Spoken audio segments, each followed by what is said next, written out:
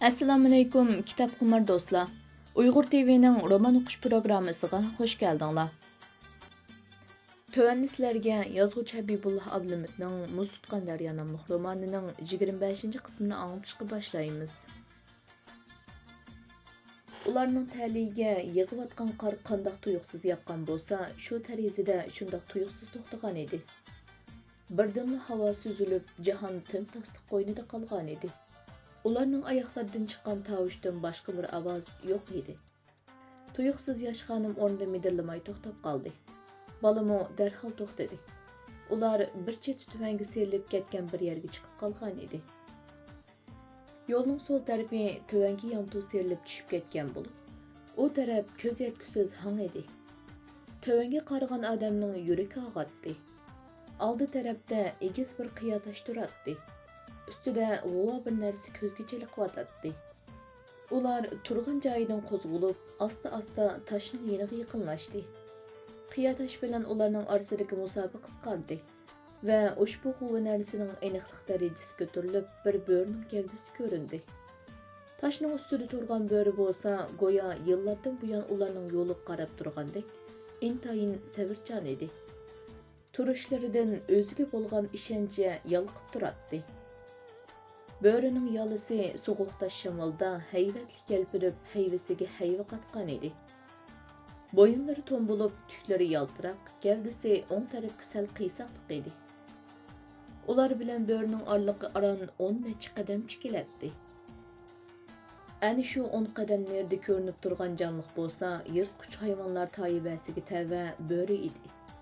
Shu vajidan yosh xonim bilan bola o'lgidek qo'rqib, badanlari bo'lgan ximirdek bo'shab ketgan edi.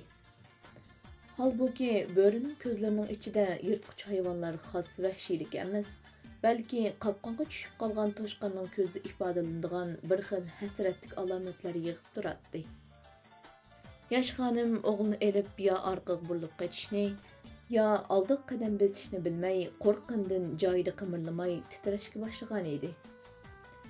Ammo bir lahza o'tmeyla o'zini o'ngishib olishga majbur bo'ldi va o'g'liga jasorat berish yuzidan o'zini jasur ko'rsatishga tirishdi va jasur bo'lib o'zining qaddini ruslab oldi. Bola bo'lsa onasining chopanining peshini ching tortgan peti qo'rqimsirgan holda onasining shamolda egilib turgan majnun toldek zilva gavdasining orqasiga o'tib oldi. Yosh xonim o'zini va o'g'lini qo'g'dash zaruriyati oldida tez qarorga kelish kerak edi. Lekin qanday qilishni bilmaydi. Bo'rdan qochib qutulish mumkin emas. Har qancha qilsa-mu ularning kuchi bo'ri bilan ilishib yetmaydi. Yosh xonimning kallasi chaqmoq tezligida fikr yurgizib-atdi. U darhol aslida bo'g'im aytgandek tabiatning qonuniyati bo'yicha aytganda eng kuchli bo'lgan hayot qiladi. Afsus bu bir taraflamalik hukm.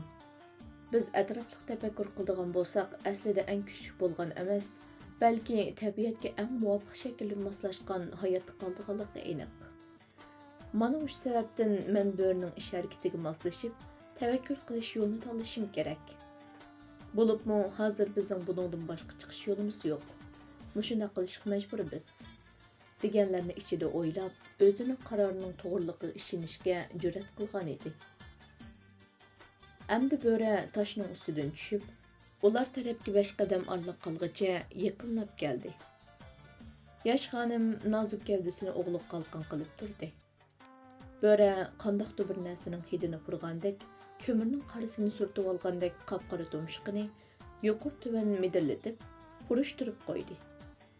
Ondan o'rnida jim turdi.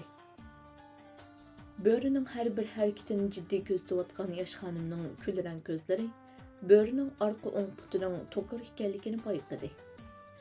Va ko'zlari yana bo'rining bilgiya to'shqinning tuklarining rangiga o'xshash oltin qo'ng'irog'lik tuklari ustida yugurdi. Ondan keyin bo'rining kulrang ko'zlari bilan uchrashdi. Mazkur kulrang ko'zlar bo'lsa, bovay yana bir qatim ko'rishni orzu qilgan bo'rining ko'zlarining dal o'zi edi. Yosh xonim bo'rining qarg'in ko'zlarining ichida bovisining ko'zlarining aksini ko'rgandek bo'ldi. Darvaqa bo'rining sovuq nur chechib turgan bir jup ko'zining rangi yosh xonimning ko'zining rangidek kulrang edi. Yosh xonim əmdi börining ko'zlarining ichida bovisining ko'zlarini emas, balki dal o'zining ko'zining aksini ko'rgandek bo'lib, ichidagi qo'rqinch asta-asta yo'qashga yuzlandi va böriga ishonish orzusi ko'nglida yuksaldi.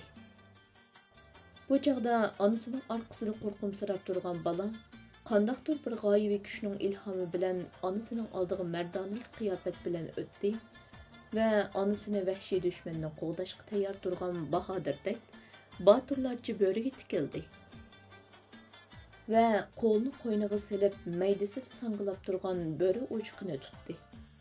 Muzdek qo'llari böri uchiqining issiq harorati bilan illadi. Qo'li emas, balki qalbimi illishga boshladi. Butun badanni asirga olgan qo'rqinch tuyg'usi allaqayoqlarga uchib ketgandek bo'ldi. Böri uchiqini tutib turgan omoq qo'llardan o'tgan mehrlik bir xil his, sadabdan chiqqan qo'loldek yumshoq barmoqlardan go'yo elektr iqimidek inchki bileklariga va bileklardan butun badaniga tarqalib, birdamning ichidala shunchalik rohat bir tuyg'u butun vujudini chulg'idi. Әмді bola bir qo'rqinchoq bola emas, balki jasur bir boturga aylangan edi. Bolaning ruhiy holatida boshqacha bir o'zgarish bo'ldi. Bu hol yosh xonimga texim xotirjamlik tuyg'usi ato qildi. Va ko'ziga o'g'lining taqqa turqi yig'li suvdan chiqqan nilupardek, texim chiroyli, texim yiqimliq, texim omoq ko'rinib ketdi. Oltin qo'ng'ironglik bo'ra ularga bir narsani imo qilayotgandek, mo'ynini tavirtib qo'ymay bir lahza qarab turgandan keyin orqaga burilib asta asqoqlab mangdi. Yosh xonim ushbu to'kur bo'rdan o'zlariga bir xatar kelmaydiganligini pamlab, o'g'lini yetilab orqasidan ehtiyot bilan agashdi. Oltin qo'ng'ironglik bo'rining o'ng orqa putini aqsab mengayotganligiga sap solgan yosh xonim bo'g'izga to'ldirib olgan bo'rining dal mushu bo'ri ekanligini mutlaq ravishda jazmlashtirdi va ichidagi bexatarlik tuyg'usi hassalab oshdi. Yosh xonim ichida ajoyib ishlar yuz beryotdi. Bu qandoqli bo'lmasin bir mo'jiza deb o'yladi va aqliga O'g'uzxon dostonida qayd qilingan ko'k bo'ri keldi. Ana shu ko'k bo'rining askarlari bilan qiyo ahvolda qolgan O'g'uzxonga yo'l boshlab borganligini ko'z oldidan suratdek o'tkazib, ruhi teximi tinchidi. Yo'l boshlab ketayotgan oltin qo'ng'ironglik bo'rining putini aqsab mangadigan aybi bo'lsa, uning ham quyuq, ham uzun, ham yaltiroq yolisi bilan tik turgan yo'g'on beshi, to'n bo'yini chaqnab turgan ko'zlari va kuch-quvvat urg'ib turgan vujudidan gavdalanayotgan saltanatiga ta'sir yetkazolmagan edi. Yosh xonim ko'nglida ushbu bo'riga ishongan va kitoblarda tasvirlangan ko'k bo'rinikidan qilishmaydigan mag'rur qiyofatini yaxshi ko'rib qolgan bo'lsa-mu, yanala ehtiyot qilib o'g'ildan bir qiyirichma ayrilmay yonma-yon mengayotdi. Ammo bola buningga bo'y bermay, onasining oldiga o'tib, omoq qo'llari bilan hech qo'rqmasdan bo'rini ishorat qilib bir nimalar deyishga tamshilib, to'kur bo'rining orqasidan iz bosib ketayotdi. Hayotdagi ba'zi tasaddiy biliqlarning o'zi bir umid. Cheksiz dengizda ikki kema, poyonsiz cho'lda ikki to'ga karvin do'qurishib qolgandek, ona va bola qatma-qat tog'lar orasida mazkur qutqizg'uchi to'kur bo'ri bilan uchrashib qolgan edi. Ya'ni bovay yarısini o'z qo'li bilan tengib qo'ygan dal ashu o'ng puti oqsoq bo'riga yo'liqqani odamni ajablantiradigan bir tasaddiy biliqmidir? Buningga bir nima deyish haqiqatan qiyindi. Mayli nima bo'lsa bo'lsin, asli muhim bo'lgan narsa yosh xonimning butun vujudini va ruhini chirmab olgan qo'rqinch tuyg'usining bara-bara ko'tarilib ketayotganligi edi. Yosh xonim o'g'liga qarab bir jihatdan xotirjam bo'lsa, yana bir jihatdan bir narsalarni ehtiyot qilib, gumonxo'rlik bilan qish kunlari bo'ri uchun ozuqlik tepish ancha oson emas. Balki bo'rining qo'siqi ochdi. Shu vajidan ko'z oldida ko'rinib turgan o'limga pisand qilmay, och qilib o'lgandan ko'ra tavakkul qilib o'lgan yaxshi degandek qilib, xavf xatarga parvo qilmay o'zidan sirqa chiqqan bo'lsa-chi. Agar rostini qarni och bo'lsa, bizni bir bo'lingga aldab opirib, qapsib olgandan keyin yevatamuya. degan savol jumlalarini zehnida tuzdi. Arqadanla yana o'z fikrlaridan voz kechib, bo'ri degan sadoqatman hayvon, yaxshilik qildi. Yomon o'ylarni kallamdan chiqarib etay. Erkinlik uchun bo'rining orqasidan mengishga arziydi. Beliq yeyishni o'ylaydigan, ammo putlarining ho'y bo'lib ketishidan qo'rqadigan mushukdek ish qilib, erkinlikni qo'rqinchli qul qilmasligimiz kerak. Qo'rqinch tuyg'usiga mahkum bo'lgan odam erkinlik hokim bo'la olmaydi, deb o'z-o'ziga pichirladi. O'z-o'zini bazladi. Ondan darhol o'zini o'ngishib oldi. Tokur bo'ri xeyli uzun bo'lgandan keyin ularni burunqidan tar bir o'rkashga boshlab keldi. Endi ular egiz ikki qiya orasidagi bir odam aran qisilib mangadigan tar bir yerdan o'tishga majbur bo'lgan edi. Mazkur tarchiq tokur bo'riga tunish bo'lg'ashqa hech ikkilanib o'tirmay nihoyatda erkin bemalol ketayotdi. Arkasından ergişip ketayotgan balamo bo'riga yetishib mengayotdi. Yosh xonim bo'lsa sumkasini quchoqlagan beti hech qulishilmay qisilib, yerilgan toshning orasidan o'tayotgandek qiynalib ketayotdi. Nemili degan bilan yosh xonim cho'ng bir falokatdan qutulgandek xotirjam edi. Ushbu xotirjamlik bilinar bilinmas ko'rinib turgan seliq yuzlari bo'lsa, bajoyiki toshning orasidan o'nib chiqqan tog' gullardek yaqinliq edi. Yosh xonim demak mushtar o'lkashdan o'tsakla tog'ning Qozog'istonga to'g'ri keladigan tarafiga yetib berishimiz mumkin deb faraz qildi. Hey, tabiat degan nima degan sirliq qaramamdigan. Odam oyog'i tegmagan yerlarga yana qandoq yo'llar yoshirilgan ha? Yo'l tor, menish qiyin. Lekin erkinlik uchun bunchalik jafo chekmasa, erishgan erkinlikning qadr-qimmati bo'lamdi demsiz. Ular uchun bunchalik ishlar hech gap emas. Muhim bo'lgani qanchalik jafo tortsimi, u yoqqa bir peshkalik uchirmay sog'-salomat o'tib ketish. Altın qo'ng'ironglik to'kur bo'ri bo'lsa, ana shu tarchiqqa ona va bolni bir hazo orqasiga silib mang'andan keyin kengrak tuz bir yerga boshlab chiqdi va yon tarafdagi nihoyatda cho'ng bir quram toshdan yeniq kelib to'xtadi. Tokur bo'ri go'yo yo'qlab qilayotgandek yosh xonimga va bolaga bir qarab etgandan keyin tamkinlik bilan atrofga yana bir qur ko'z otdi. Ondan keyin darhol cho'ng quram toshdan yon tarafiga o'tdi. Yosh xonim o'g'lining qo'lini tutib turib, tokur bo'rining orqasidan agashdi. Quram toshning yon tarafidagi qiyoda xuddi bir odam uyib qo'ygandek bir kamar bor edi. Tokur bo'ri dal oshu kamarga kirib ketdi. Yosh xonim huduqqan holda o'g'lining qo'lini tutgan peti kamarning oldidan ketib qoldi. Kamarning atrofi oppoq qorlar bilan cho'kkan edi. Sal neriroqda qorlarning ostida qolgan bir chaqning qor ko'mishga qudrati yetmagan ushoq qizg'uch yupurmoqlari qanday ko'rinib turardi. Bularni ko'rgan har qanday odam qanovatgan bir yara eg'izni yodiga keltirmay qolmaydi. Bola bo'lsa bir xil ishongili bo'lmaydigan hayronlik bilan kamaraga qarab turardi. Yosh xonimning ko'ziga ushbu kamar go'yo qo'yi qopning og'zidek ko'rinib ketdi.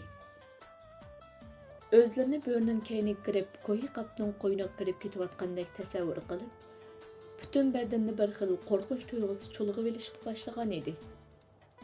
Biroq endi kechikkan edi. Orqaga yenishga zivis imkoni yo'q edi. Shu tapning o'zida qo'yi qopning sumirish kuchi yer sharining tortish kuchidan kuchli edi. Bir lahza o'tgandan keyin yosh xonim hoshini yig'ib, qanday qilish to'g'risida fikr yurgizishga boshladi. Karomatlarga ishinib mush yerga kelganligini o'yladi va kamarga kirish kerakmi yoki orqaga yenish lozimmi deb o'ziga yana bir qatam savol qo'ydi. Va orqadanla o'zi so'ragan savolga savol jumla orqali javob berib, karomatga ishonmay amal yo'q. Hozir qanday qilamiz? Qayerga qochib, qayerga bugunimiz? Tokur bo'ridan boshqa kimdan panohlik tilaymiz? Musha oldimizga to'shikni panoh qilmay amalimiz yo'q. Tokur bo'ri bizni tundi, bizdan bovamning hidini oldi. Bovam yordam qilgan bo'ri dal musha shu. Shu damda bizning bo'rining iniga kirmakdan boshqa choramiz yo'q deb o'yladi-yu. Arqadanla yana bu qarardan yenib oldi. Balada hech qanday qo'rqinch tuyg'usi yo'q edi. U onasining oldiga o'tib, kamarga kirmoqchi bo'ldi.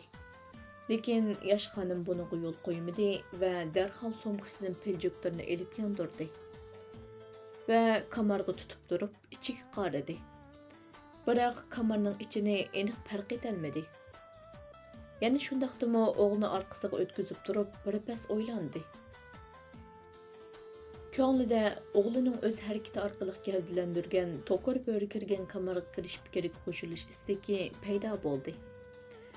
Dunyodagi eng tabiiy, eng saf fikr bo'lsa, bolalarning tabiiy harakatlari orqali ifodalangan va tatliq lablardan to'kilgan fikrlardir.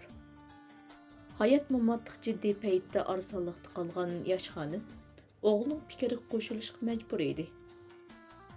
Darvaqa bolaning tabiiy jasorati yosh xonimni jasoratlantirdi. Shuning bilan birga yana qandaqdir bir ilohiy kuchning haydakchiligi vujudida aks etdi. Va ana shu jasorat, ana shu g'oyaviy kuchning turtkisi bilan yosh xonimning zilvi gavdasi oldiga siljidi. Va tirishib qarshilik ko'rsatayotgan aqlimi mavjud reallikqa bo'ysundi.